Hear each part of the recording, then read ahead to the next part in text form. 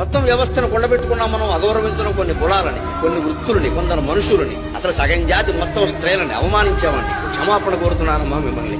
భారతీయ సంస్కృతి తరఫున అవమానించాం. మమ్మల్ని క్షమించండి. యావత్తు స్త్రీ జాతి క్షమించండి.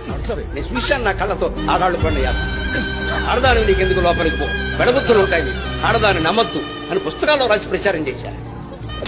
కానీ నా జీవితం మొత్తం మీద నమ్మదగిన ఆడవాడు చాలా మంది ఉన్నారు. మోసానికి ఆడదేం ప్రసిద్ధి కాదు, మగాడు ప్రసిద్ధి. ఏడిపించుకుతున్నారే, చుట్టెట్టు కొట్టారే, ఆడపిల్లల కంటే చంపేసినంత పని చేశారే. అది నా జాతి చేసిందమ్మా, నా పండితులే చేశాను, నా గ్రంథాలే చేసి.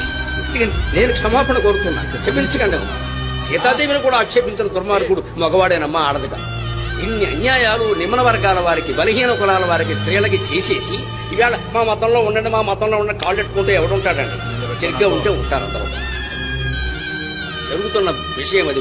మన భావజాలం, క్రైస్తవ భావజాలం, 66 పుస్తకాలు ఉన్నటువంటి బైబిల్ గ్రంథ భావజాలం ఏం చెప్తుంది అని అంటే, స్త్రీకి ఇవ్వాల్సినటువంటి గౌరవం ఇవ్వాలి, కూతురికి ఇవ్వాల్సినటువంటి గౌరవం ఇవ్వాలి, కూతురికి ఇవ్వాల్సినటువంటి హక్కు ఇవ్వాలి. నీ ఆస్తిలో హక్కు, నీ పేరులో హక్కు, నీ కుటుంబంలో హక్కు, నిన్ను చూసుకునే హక్కు నీ కూతురికి ఇవ్వాలి. మిగిలిన ఏ గ్రంథాలు చెప్పలేదు. ఒకసారి నీ బైబిల్ ఎత్తండి.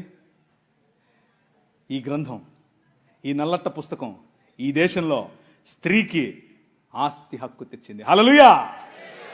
ఈ గ్రంథం, ఈ పుస్తకం ఈ దేశంలో స్త్రీకి చదువుకునే హక్కునిచ్చింది, స్త్రీకి నాయకత్వపు హక్కు ఇచ్చింది. ఇందిరాగాంధీ వచ్చి ప్రైమ్ మినిస్టర్ అయ్యింది అని అంటే కారణం ఏంటనుకుంటున్నారు? సనాతనం కాదు కాదు కాదు కాదు కాదు నౌజుబిల్లాహి శైతానిర్ కాదు కాదు కాదు కాదు బైబిల్ గ్రంథం.